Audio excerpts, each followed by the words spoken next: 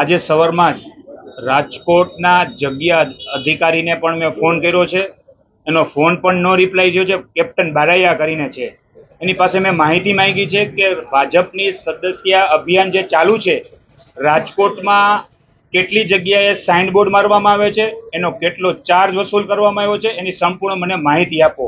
પણ આજ સુધી એની ફોનની કોઈ એનો આન્સર મળ્યો નથી. આ બારામાં મ્યુનિસિપલ કમિશનરને એક પત્ર પઠાવવામાં આવશે કે રાજકોટની અંદર તમામ જગ્યાએ જે જંગલ રાજ કરી દીધું છે, અકસ્માતના ભય થાય છે, સર્કલે સદસ્યના બોર્ડ માર્યા છે, એનો કેટલો ચાર્જ વસૂલ કરવો એની સંપૂર્ણ માહિતી ખરેખર જબરજસ્તથી સદસ્ય અભિયાન ચલાવે છે.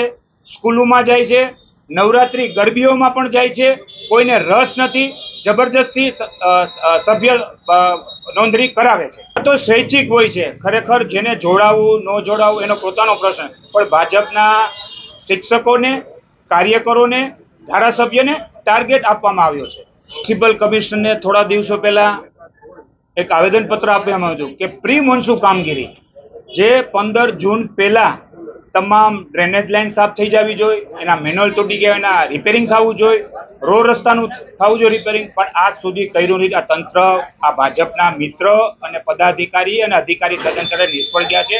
આનું કરોડોનું બજેટ હોય છે, પણ આ બજેટ વાપરવામાં નહીં આવતી. આમાં પણ મોટો ભ્રષ્ટાચાર છે.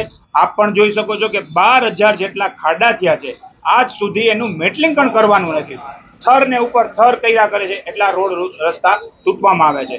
જો આવનારા દિવસોની અંદર આ રોડ રિપેર નહીં કરવામાં આવે તો મ્યુનિસિપલ કમિશનરના એની સામે ધારણાનો કાર્યક્રમ કરવામાં આવશે. અમે ગઈકાલે પણ પ્રેસના માધ્યમથી અને મ્યુનિસિપલ કમિશનરને એક લેટરથી અમે એક હેલ્પલાઇન ચાલુ કરવામાં આવી છે કે રાજકોટની જનતાને અમે અપીલ કરી છે, રોડ રસ્તા તૂટેલા હોય, ડ્રેનેજના ઢાંકણા તૂટેલા હોય, કોઈ પણ સમસ્યા હોય, એના અમે હેલ્પલાઇન નંબર 2 જાહેર કરવામાં આવ્યા છે.